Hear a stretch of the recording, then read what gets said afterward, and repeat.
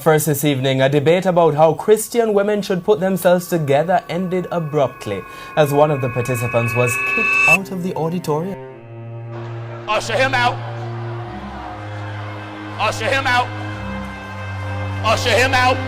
Remember that time back in 2018 when Pastor Gino Jennings sparked a huge controversy? He made some pretty bold statements about women who wear makeup and jewelry, saying they looked like whores. A Christian woman, skin tight jeans, that look like a whore. A lot of people thought his comments were way out of line, but he claimed he was just trying to promote modesty and follow what the Bible says about how women should dress. Well, his words didn't sit well with everyone, especially Jamaican dancehall artist Mr. Vegas. The two got into a heated debate during a church service in Kingston, Jamaica.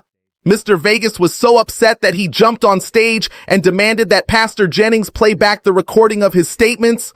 Play the tape. Play the tape. What are you ashamed of? What are you ashamed of? Play the tape. Amen. Come on, Steve. Play the tape. Play the tape. But Pastor Jennings was like, there's no need for that. It's all over social media. You can just look it up yourself. Mr. Vegas wouldn't let up though and kept saying, play the tape, over and over. Finally, Pastor Jennings told him to sit down, but Mr. Vegas refused, saying, I'm already here. You'll have to call the police to move me. I'm already here. Sit him. I'm already here. Brother Mike. I'm already here. Call the police if you gotta move me. It got pretty intense, and eventually security had to step in and usher Mr. Vegas forcefully out of the building. Usher him out. Usher him out. Usher him out. After the drama with Mr. Vegas, Pastor Gino Jennings was reportedly asked to head down to the police station. He later talked about it on one of his broadcasts. Captain was very polite. He said, Pastor Jennings, do you mind coming down to the police station? I said, not at all. He said, well, when can you come? I said, right now. So me and a van load of brothers, we went to the police station, and Mr. Vegas and those that was with them pulled up. Mr. Vegas lied on some of the brothers of our security team. He said they had guns. None of our security carry guns. It was automatically recorded on YouTube. So while the brother was in the police station, he pulled it up and saw everything. And when the officers seen that statements that Vegas was making was not true, the officers said to our brothers and to them, well, the church can press charges against you. The whole debate was about whether women should wear makeup and jewelry, and if it's okay according to the Bible.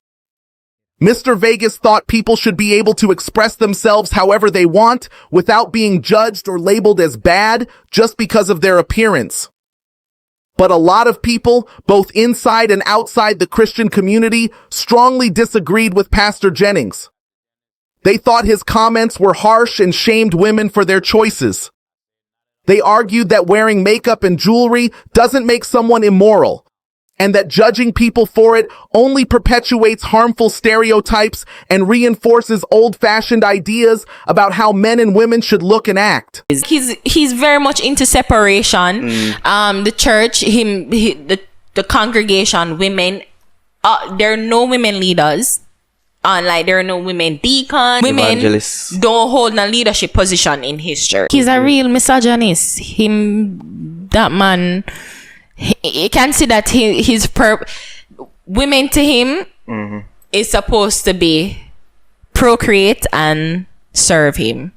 That's the only two purposes. I mean, you can't like go in there like and then exclude people because they're wearing lipstick. I mean, this is crazy. I'm like, this is nuts. First of all, not only does he sound like there's like a talk box in his throat, but no, not only does he sound like Satan is in him, doesn't it not say in the Bible, come as you are? Matthew chapter 11, verse 28. Come to me, all you who are weary and burdened, and I will give you rest. Number two, I don't understand how lipstick or rings or ankle chains, anything like that would be a cause of concern.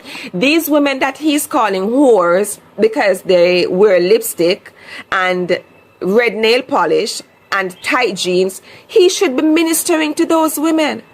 He should be praying for those women. He should be having compassion towards those women. He should be assigning women in his church to gather group meetings to go out and minister to these women. He should not be chastising these women. He should not be belittling these women. And as a matter of fact, I want to make it clear. Not because a woman wears lipstick and long nails and nail polish don't mean that she's a whore. And yes, God can call people to deliver messages who are wearing red lipstick and red nail polish or colored lipstick or colored nail polish and tight jeans to win souls for him and to minister to those with a broken hearts and to those who have lost their way. On the other hand, some people did agree with Pastor Jennings and thought he was right on point with his biblical views. Women who go to church who are conservatively dressed, they're not pissed off about this. The women who are pissed off about this are the women, generally speaking, are the ones who go to church looking like this, looking like they're coming straight from the nightclub into church. Don't be outraged, ladies. Go fix yourselves up. Cover yourselves up. Gino, I agree with you 100% because how a lot of these women dress these days, man, I really don't. They believe that makeup and jewelry can distract from what's truly important, inner beauty and spirituality. They thought his stance was in line with traditional Christian values and what the Bible teaches. After the debate and Pastor Gino Jennings' comments, there were a lot of discussions and conversations happening in different communities. Many feminists and advocates for gender equality were saying that women should be able to choose how they look without being judged or condemned. There are some men, Pastor Jennings and his minister here, for example, who figure that the godliness and how godliness should be exemplified, I think, is most appropriately defined in a woman's dress. And so with all the things happening in the world and all of the particular things that a church should concern itself with, if it says it is concerned with how people are, it is a woman's dress, I think. It trivializes, I think, what Christianity says it is about. I think it also, there's this phenomenon called speaking from with the God view, where men tend to speak as if when they speak, they're speaking for God. And they've done it for a long time. They saw Pastor Jennings' remarks as a perfect example of how society often tries to control women's bodies and choices. Some women even mocked and scorned Pastor Jennings, but he later made a point about how some Christian women today present themselves. You know why some of you upset? Because this look like your mama. This look like your daughter. This look like your wife. This look like your second wife. This look like the pastor wife. And that's why you upset with me. Because we call a spade a spade. This is not the look of a Christian woman. The Bible said that the women adorn themselves how? In modest apparel. Come here, Sister Bailey.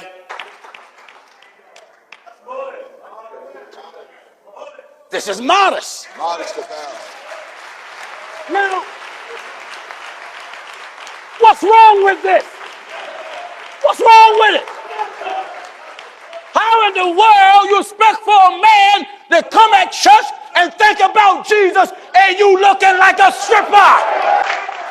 Bible says, let the women... That women adorn themselves... How? In modest apparel. Modest. Modest. Respectable. The debate also highlighted how people often misunderstand or interpret religious teachings in different ways. Some argued that religious teachings are open to interpretation and that people should be able to practice their faith in their own way, even if that means wearing makeup and jewelry. Others said that Pastor Jennings' views were based on old-fashioned cultural norms that might not resonate with younger people. They believe that individual expression should be celebrated, not stifled. Social media played a big role in amplifying the debate, with many people sharing their opinions online, both for and against Pastor Jennings. This led to a bigger conversation about how we deal with differing viewpoints, especially on sensitive issues beyond just the Christian community. Now let's look at the Bible chapter in 1 Timothy 2 verses 9 to 10, which says, "I also want the women to dress modestly with decency and propriety, adorning themselves, not with elaborate hairstyles or gold or pearls or expensive clothes, but with good deeds, appropriate for women who profess to worship God."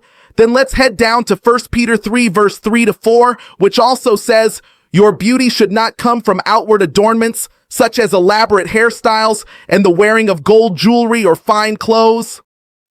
Rather, it should be that of your inner self, the unfading beauty of a gentle and quiet spirit, which is of great worth in God's sight."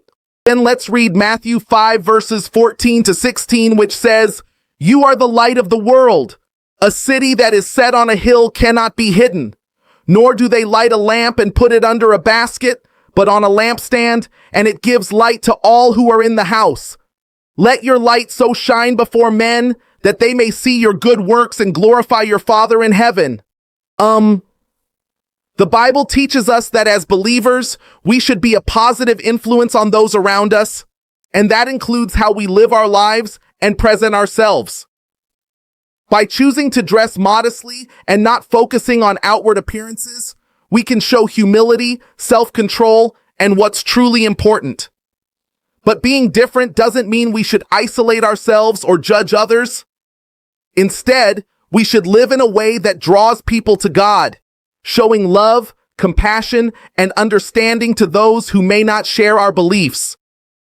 Our goal is to be a light in a world that can be dark and confusing, demonstrating God's transformative power through our words, actions, and choices.